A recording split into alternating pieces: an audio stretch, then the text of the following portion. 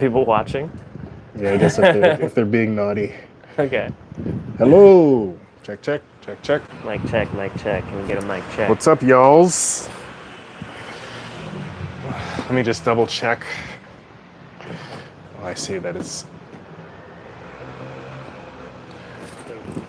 You gonna watch ourselves? Well, let me just make sure, because our last live, something bad happened. We were filming the opposite way. Yeah, so somebody's homie. You could just hear the the banging. Definitely the worst part of jiu-jitsu. The sounds are the worst part. Yeah, so you could hear the sounds and you could hear the things clashing and banging around, but there was no clashing. There we are. Oh, that's weird. Short delay. Okay, let me cross my legs. Oh, I can see a little bit how beautiful this place is. It is a little bit beautiful. Oh, one more thing. I'm gonna put this up here. You guys been following us a while. I can see we're in a new spot. I've moved houses 3 times this year. That is way too many times. Before filming at a gym, they're very nice. They let us lay down mats. I love training at home. I think training at home is peak comfort, decadence. Well, it is your home, so it would be super comfortable. It's But I do love these mats. Yeah. Because most mats, even in gyms, the mats are a little bit harder. These mats are super soft. I've almost never, or not that I can recall, I don't remember ever really being injured while training on these mats. When I go out to other gyms, injuries are a little bit more common. I think you have more white belts, you have more people that are more enthusiastic about getting the win. Oh yeah. And they're harder mats. The harder mats, I think, is a thing for sure for me. Which brings us to our first reason that most people should not do jiu-jitsu. Yeah, so we're going to talk about why guaranteed to get hurt. Yeah, why people should not do jiu-jitsu. Yes, injuries. You have a 100% chance of injury, and if that is a no-no for you, then that is a reason not to do jiu-jitsu. But do you think non-jiu-jitsu people have a 100% chance of injury? I think everybody has a 100% chance of injury, but you're gonna get hurt a lot more doing jiu-jitsu than doing nothing. So I do think there is a 100% chance of injury in life, but this is a contact sport, and the goal of the sport is to disable your opponent. So handicap. And that could be through joint locks or actually putting them to sleep. Putting somebody to sleep usually isn't injurious, although I don't quite believe being put to sleep is good for you. Feels good. It does feel good, but wake up refreshed. Yeah, I don't think it's good for you. So yeah, people say it's fine, but you don't think so? I don't buy it. I mean, there was once a time where people thought that infants had no feelings. So people are wrong about a lot of things, and later find out that it's not true. So I mean, it was only like 20 years ago when we discovered CTE. It was not a real thing before. Yeah. So head trauma. Yeah. So people get a lot of things wrong, and later revise it. So I'm going out on a limb, and I'm gonna say maybe one day we're gonna find out that being put to sleep or unconsciousness is generally not good for you. I can see that. So that is, and one thing about this list is every point that we make, there's also a counterpoint. So, I mean, like you said, there's a 100% chance of injury in jiu-jitsu, but there is also a 100% chance of injury in life. Yeah, I have friends my age, I'm 32 years old, who don't exercise, and they threw their back out by not exercising. What's up with that? That can definitely. And that's one thing I like about jiu-jitsu, man. It's so dangerous, it's so hard, that it incentivizes me to get strong and take care of myself in a way that without jiu-jitsu, I never would. Without jiu-jitsu, I never would have gotten into yoga, never would have started lifting weights. I'd have been so lazy. But with jiu-jitsu, I know you're coming over. I know he's gonna try to kill me. So I gotta get up early, I gotta stretch, I gotta warm up, drink massive amounts of tea to stay focused and hydrated. yeah, this setup, because going to class, there is some accountability, but because this setup with just the two of us, knowing that one guy is waiting, and I can't just call in sick to a big machine. Like, calling in sick to work, you're calling into a machine, and they're not gonna miss you. But if it's just me, just one guy, then I know that I should not call in fake sick. Yeah, if you don't show up, man, it's just me sitting here on this beautiful balcony, drinking tea and loving life. Yeah, that's not You can't good. have that. Exactly. So risk of injury, physical limitations. If you have some kind of physical limitations, that could be a reason to not train. Counterpoint. There's a Physical counterpoint. limitations can make beautiful jiu-jitsu. The classic example is Jean-Jacques Machado. He has like one finger on his left hand, I believe, and he used this. He didn't rely on gi grips when he was coming up in the Machado Gracie family, and so when he went to no gi, he was doing overhooks, and he destroyed everybody with it. I used to train with a guy who was totally paralyzed. He would take his wheelchair up to the mats, and someone would have to help him and like put him down on the mats. He had no use of his legs, super strong upper body, and very hard to roll with. He's also a famous guy. I wish I knew his name. I think it's Zion. I think it's Zion something. I can't remember. Oh, it's a new one. There's a wrestler. With no legs. Yes, with no legs. That's a big physical limitation. Yes. So that is. And what are you gonna do? That is a good counterpoint. Dude's jacked and Yeah. So knows how to use his limitations. if you have no legs, you could still do it. But physical limitations, maybe if your doctor says you should avoid strenuous activity, then this would count as strenuous activity. What would a doctor say that? Heart problems? Heart problems, yeah. Low blood pressure, maybe blood pressure. stuff like that. I don't know. I'm obviously not a doctor. Really? Yeah, I'm not a doctor. Time commitment, but this is kind of like, this is obvious. If you have no time, then if you have no time, you cannot train. But I would also argue, and not just for jiu-jitsu, but for exercise in general, time is generally not a good excuse because this body that you have is your whole life. So I can understand if you have to be putting in mad hours just to keep the rent going and stuff like that. Sure. But beyond that, if your food, clothes, and shelter are taken care of, you need to spend some time addressing your physical health. That is an investment in just a longer life and a healthier life. So the time constraint, I can understand it. Like I said, if you are putting in work just to keep the lights going, I understand. Taking care this. of family members sometimes? Yes, that is understandable. Yeah. But outside of that, like especially a young single guy, you're not gonna get much agreement from me as to why you have no time. You could say you have no time for these classes on this schedule, yes, and I'll even say maybe you don't have time or want to do jiu-jitsu, but physical exercise in general, if you're not doing jiu-jitsu, you should definitely be doing some kind of and not wanting activity. to do jiu-jitsu is the best reason to not do jiu-jitsu. Yes. There's a good Zen quote about this time management. In Zen Buddhism, they say, meditate 10 minutes every day. And if you don't have 10 minutes, meditate an hour. Like, get that time management. If it's important to you, if you acknowledge that it's something you want to do, you can make it happen. And if you feel like you can't, then you probably can. Another reason not to train, if you don't like to suffer, and I think there's some people that, like, I would not recommend jiu-jitsu for my parents. I don't think they would enjoy it. Even after doing it for a while, I'm guessing my mom would never enjoy jiu-jitsu. I think my mom would love it. Strangling men. Yeah. So yeah, if you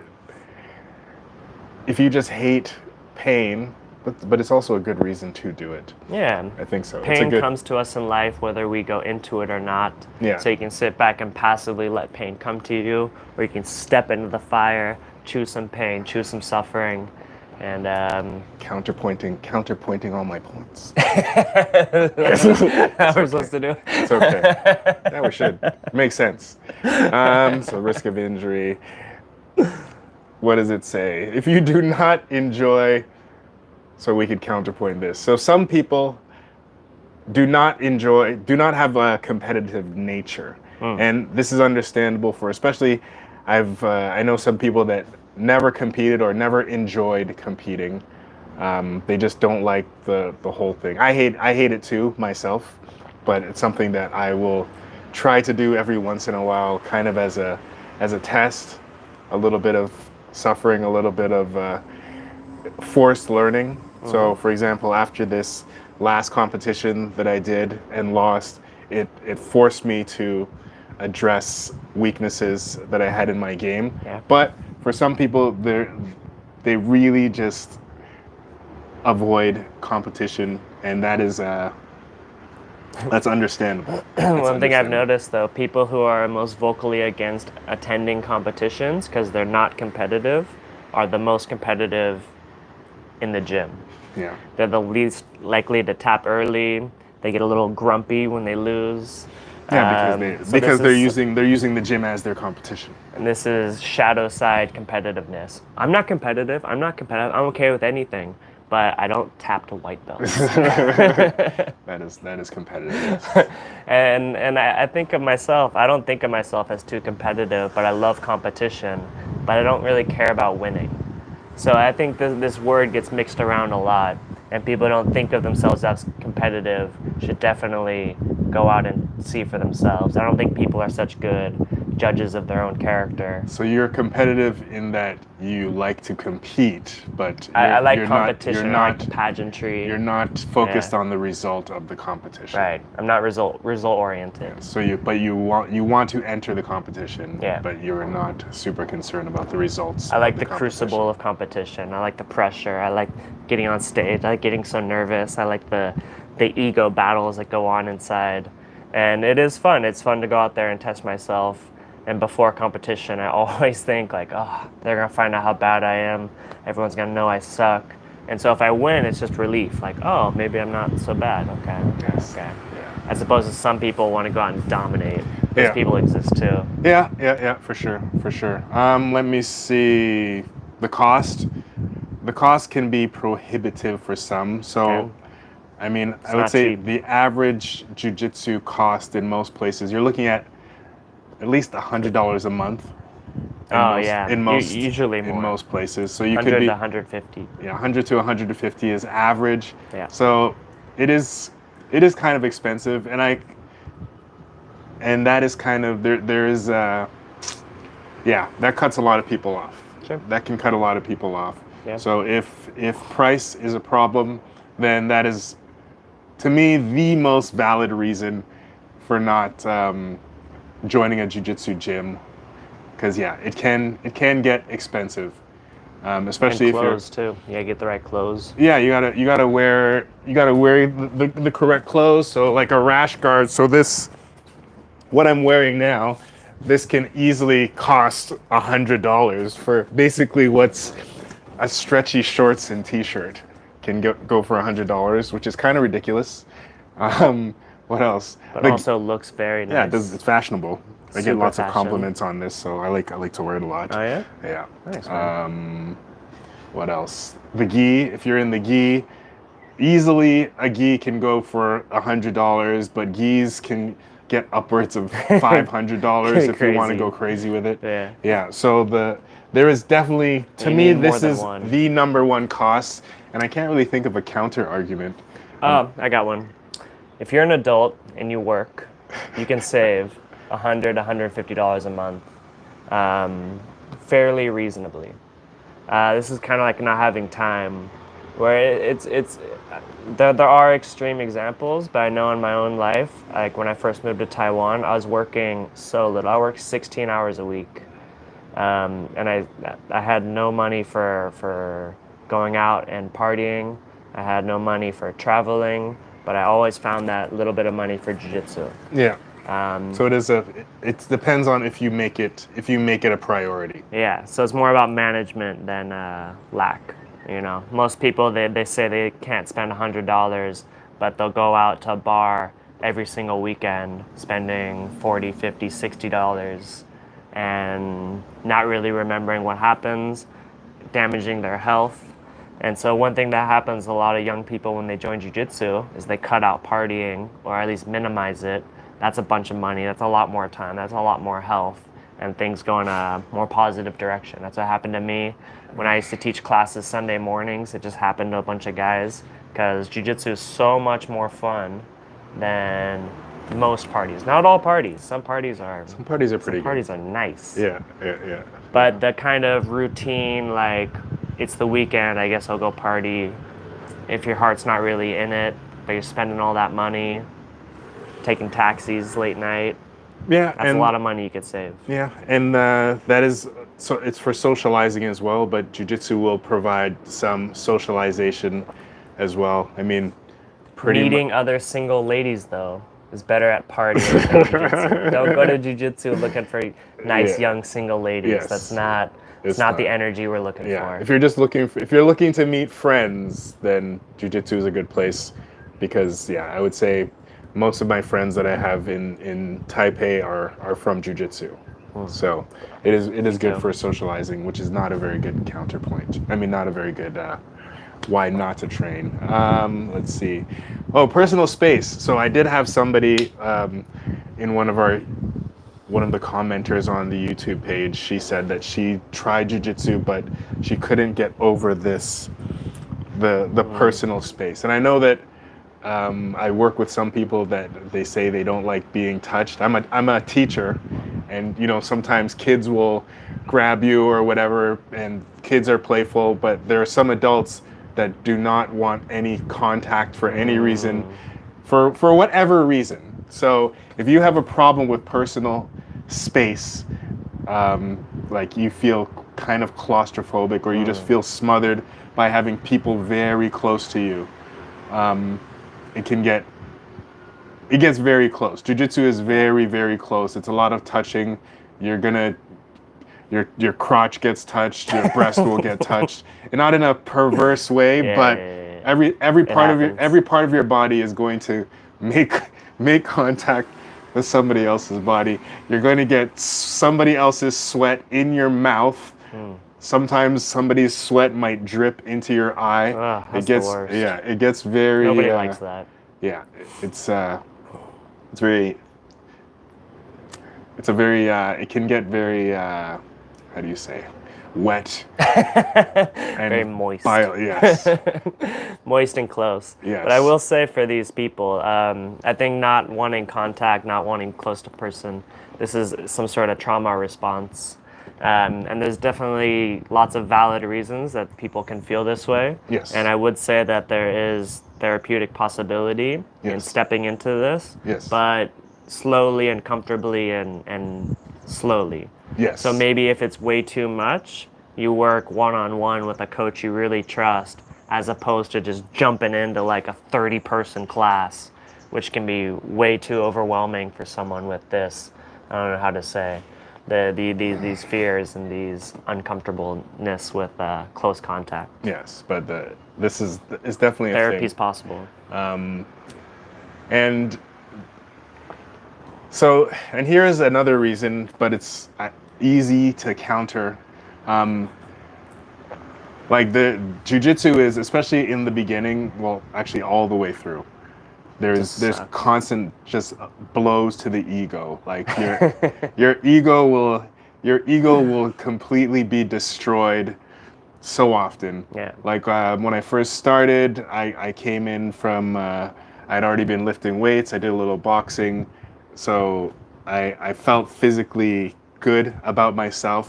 And then to be physically dominated by people in an uncomfortable way, having people with their bellies all over your face and you can't do anything, being mounted, just being kind of ragdolled around, and you have to really question yourself and like what you are capable of, and this how you imagined that, oh, I'll kick that guy's ass, I'll kick his ass too, and it's not reality. Yeah. Because when you're in a situation where you can really, somebody can really grapple with you 100% and they beat you and there was nothing you could do about it, and if this was the real wild, you would be killed. You're dead. Yeah. So that it destroys the ego. Yeah. So It was one of my favorite parts, you know, because I live a weird life where, you know, we train kind of isolated. We broadcast to YouTube. I travel around doing seminars. I was in Thailand teaching. So I kind of get a little full of myself. This is how I get the confidence to go out there and do things. Like, oh yeah, these people should learn from me. Oh, I'm pretty good at this. I'm getting pretty. And then I show up and every single time, there's just some guy who just beats me. Just something. Oh, guys, this is a rubber guard seminar, and this dude just passed me. yeah.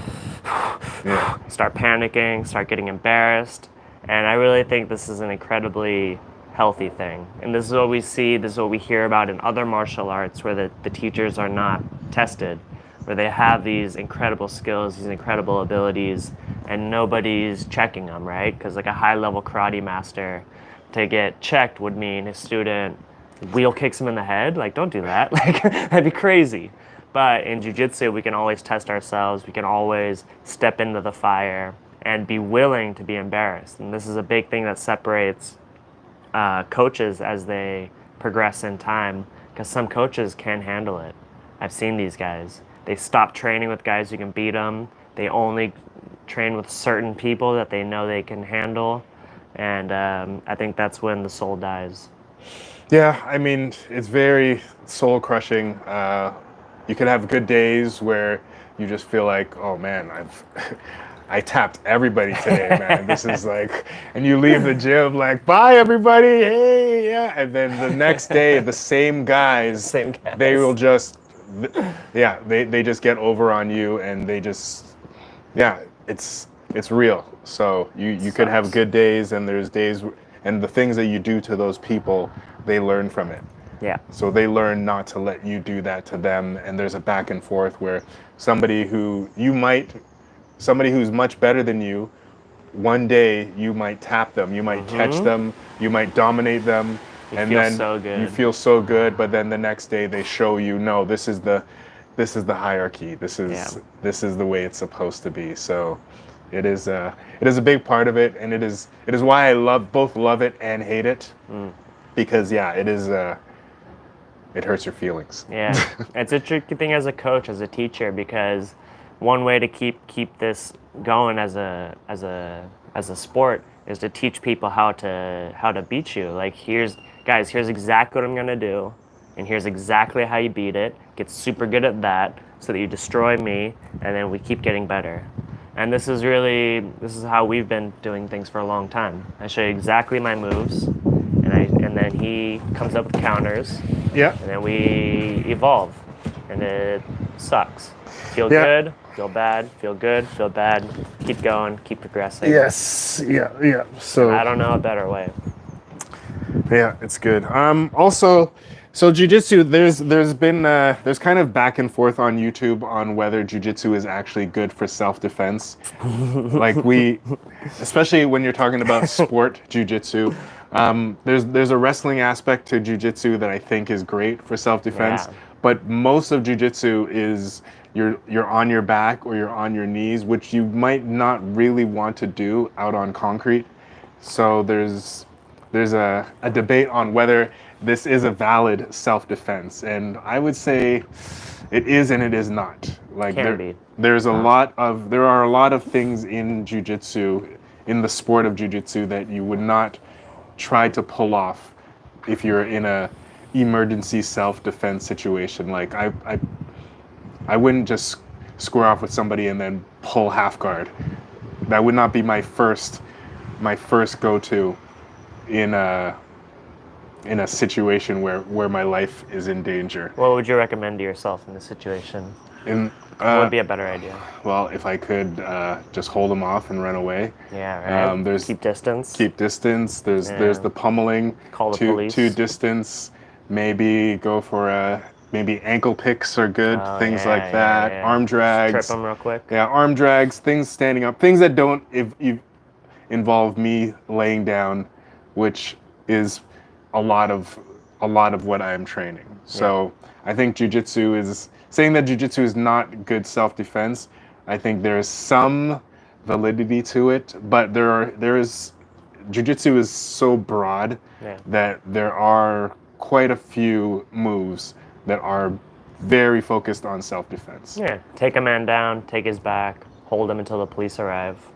It's nice. Yeah, yeah. Or if you are on your back, get up. Ways Get up. ways of getting up. Get on top. Yeah, ways of getting up. Yeah. Worst case scenario, you're in a self-defense situation. The other guy puts you on your back, maybe with a punch, or you slip, or the other guy takes you down.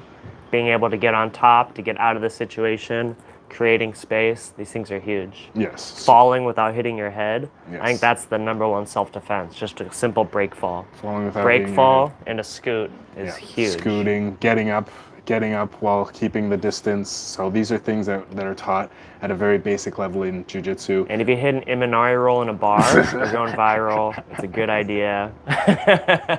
Snap a dude's knee. Yeah, there's some like Poke him in the eye.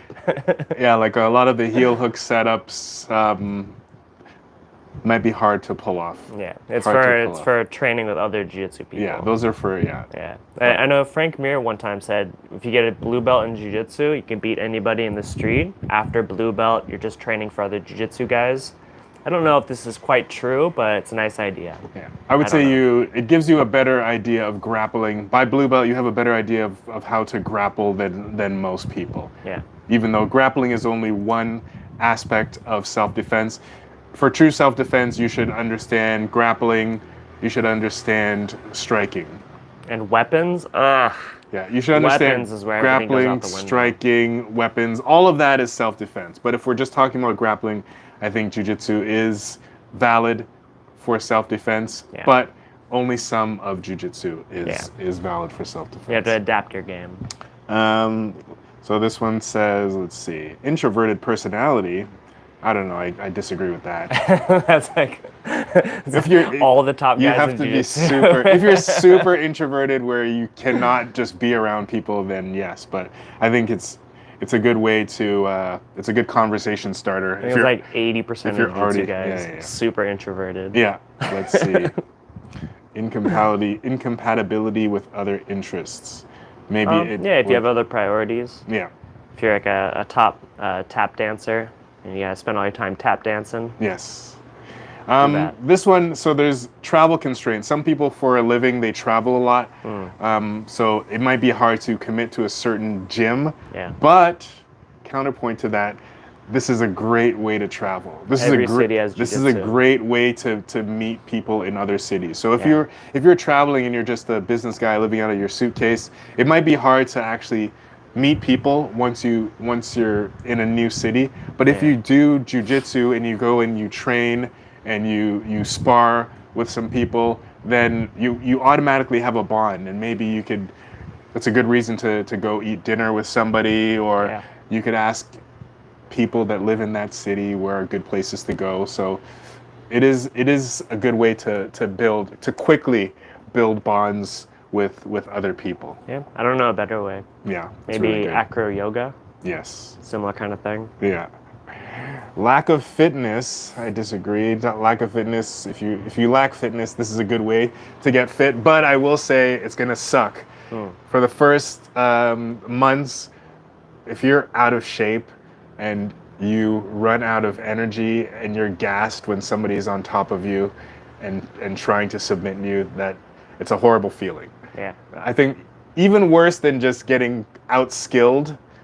Like, I think getting outskilled is you could a little bit, if your ego is in check, you're also a little bit in awe of what somebody else is doing. Yeah. But if you're just running out of energy, I've had this Out of feeling. breath. I've had this feeling before in competition, and it's a horrible feeling. Like thinking I know what I should do, but I just can't. I can't make myself do it.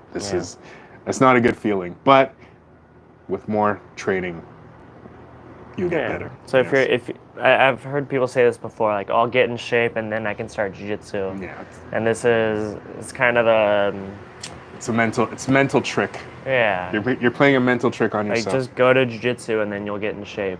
And it will be hard. Like if you're super out of shape, if you're overweight and you smoke, getting in shape any way you do, it's gonna be hard. At least with jiu-jitsu, you have social support. If you're in a nice gym, the coach will understand, won't push you too hard, but will push you. You know, like, hey man, you can do this, you can do this, you can do this. All right, now take a break. Everybody else will go. You don't have to. Something like that can work with you and support. And support's huge, man. Especially like in modern age. Who has support out there? Yeah, social, like actually seeing people that you can actually touch and Yeah. not only type 2, like somebody, a live human is Can look in your eyes and care for is you. in front of you. That is, and there's no other way of doing this. Like there's no way of training grappling without being there. So it's not like gaming where you can have gamer friends Yeah. that are across the world you've never met. You only talk to them through this interface. Like this is very primal in that sense, and Yeah. I love that about it. Another concern is what says gender concerns. Some women may feel uncomfortable in a male-dominated BJJ class. Yeah. And I think this That's is super valid. very valid. That's super valid. I was once told that a sign of a good jiu-jitsu gym is if there are lots of women in the gym, because Absolutely. it just shows that they're comfortable. It shows that there's a culture in the gym that allows them to feel comfortable. Like Yeah. if I'm rolling with a woman that's much smaller than me, or even a man that's much smaller than me, I'm not going to be just dropping the hammer and trying to use all my power. Yeah. I'm going to be just trying to use my technique as much as possible, relaxing with the strength a little bit, so that both of us can have a good workout. Not going too hard on them, and also not asking them out after a roll. Yes. I think that's a big reason that I've heard from women, like, hey, I can't do this anymore because coach is looking at me weird and keeps texting me late at night. Like all that stuff is really unfortunate. Yeah. Yeah.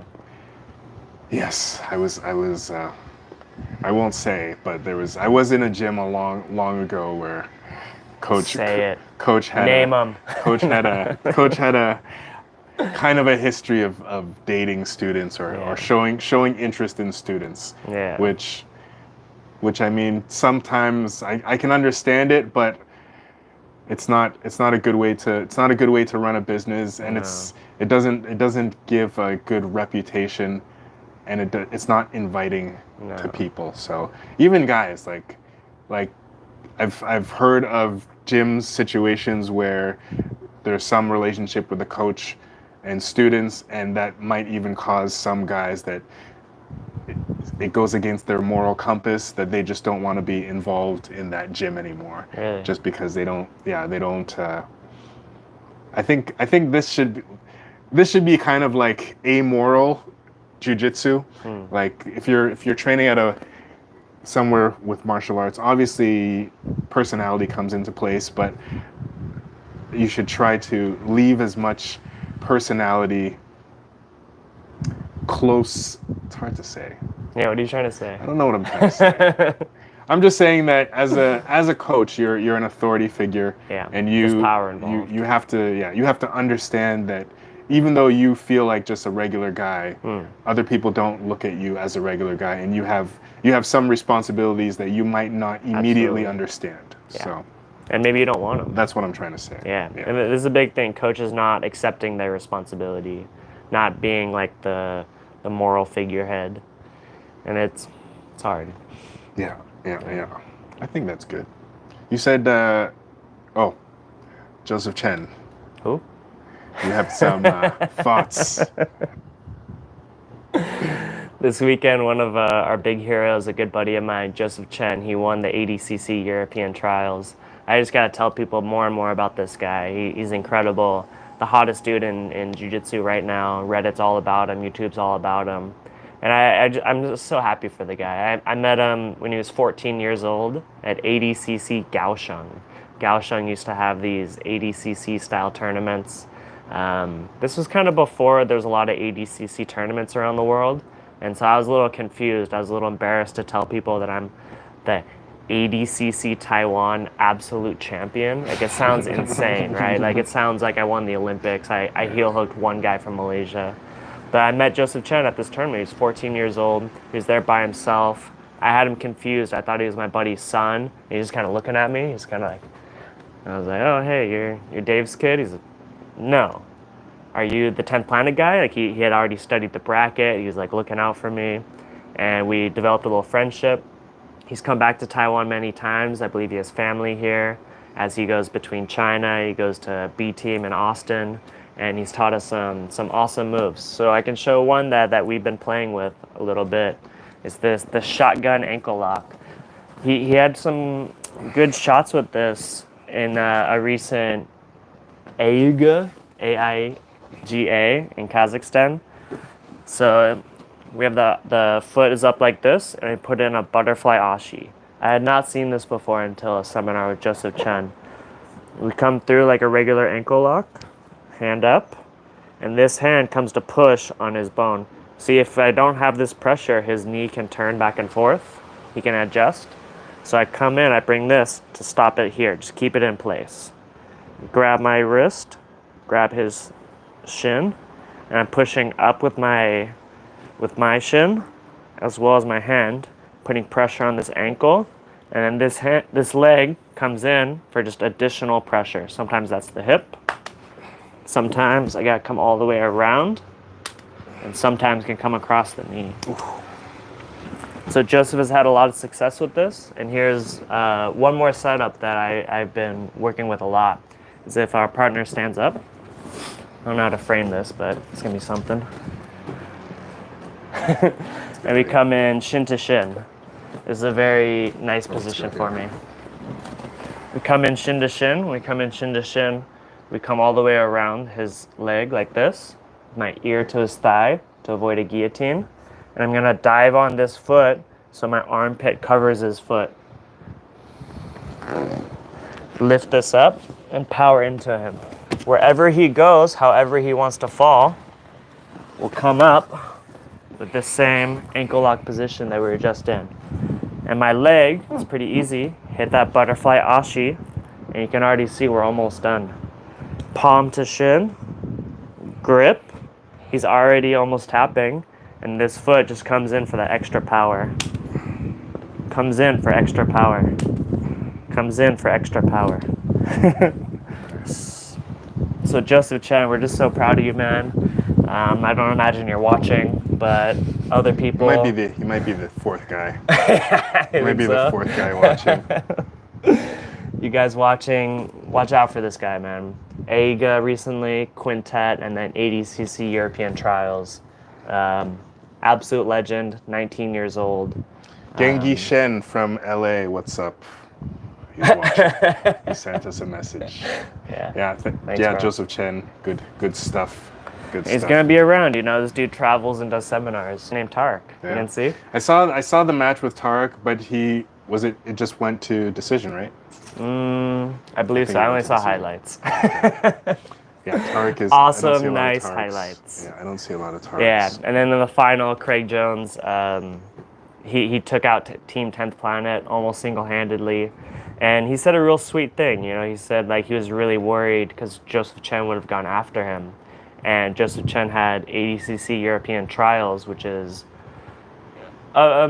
subjectively more important in his career than Quintet. Quintet's kind of a one-off thing. ADCC Trials, if you win, you go to ADCC, and then it's kind of higher status. And so Craig Jones was really worried that maybe he goes out there, and if he loses or goes to a draw, Joseph Chen goes in there against some 10th Planet monsters, gets an injury the week before trials. And so Craig Jones is really sweet about it, really kind of doing his best to protect Joseph Chen from this kind of injury. And so the Quintet match he had with Tahric, he hit probably the most beautiful pass I've ever seen in my life. Yeah. And then had just some awesome exchanges. I think that's good. It's good. Shall we flow? Let's flow. All right, we're gonna do a super long stream, guys. We're gonna do some flow and then get into a roll. Maybe want to set your alarm Sure. for For what time? let's say 11:40-ish. 11:40.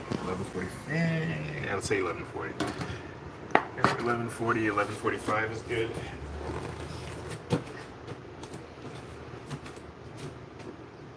$11.41.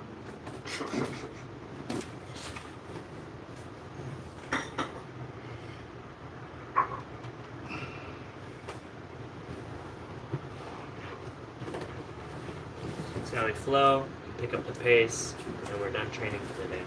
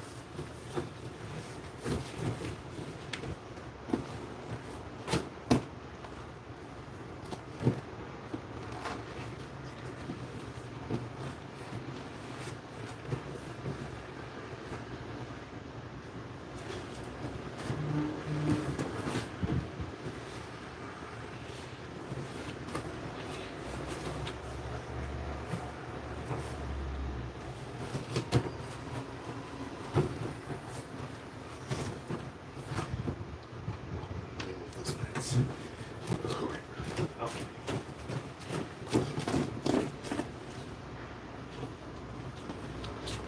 Don't tie your strap.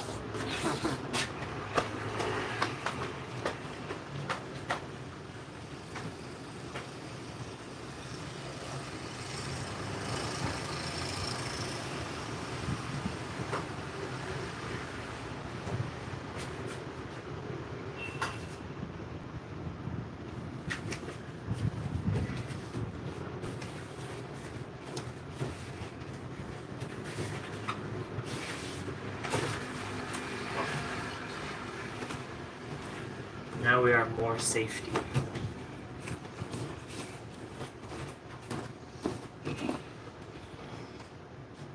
Now I can pick up the pace.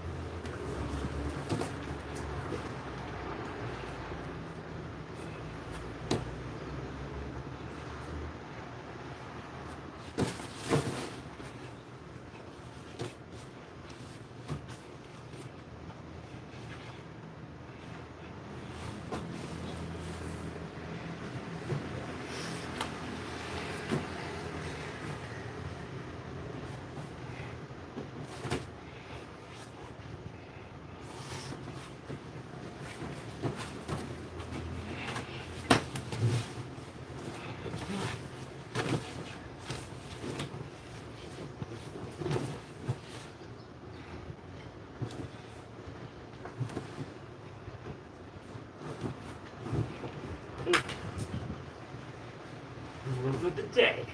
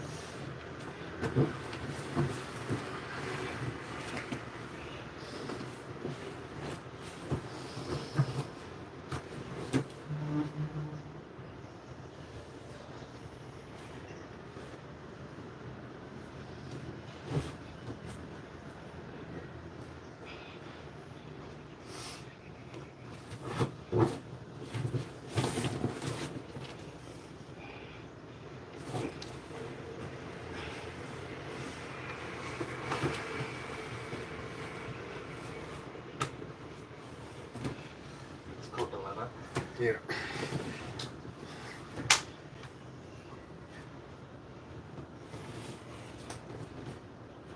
Getting ankle lock is probably better than getting heel hook though. Why? Snap my instep or destroy my knee. Oh, And take my instep. yeah. Next time I'll break it.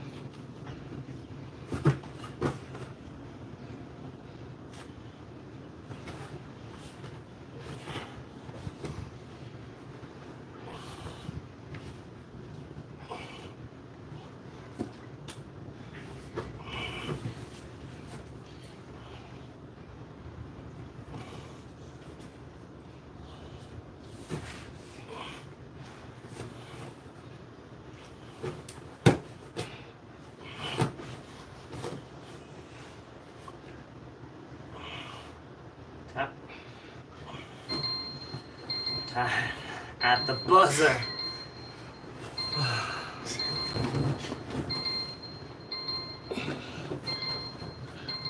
Five watchers.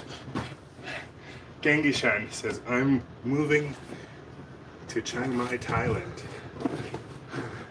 Gengishan, you know this is Taiwan, right? Thailand, Taiwan. Cool. People mix it up. Thailand is good Gengishan, jiu-jitsu. Gengishan, Thai. It's like pure Chiang Mai is grappling, good. Chiang Mai. Yeah. Check them out, bro. Chiang Mai is good. Mark is out there in Chiang Mai. Tonks. Can I go bathroom? All right. I'll just stop.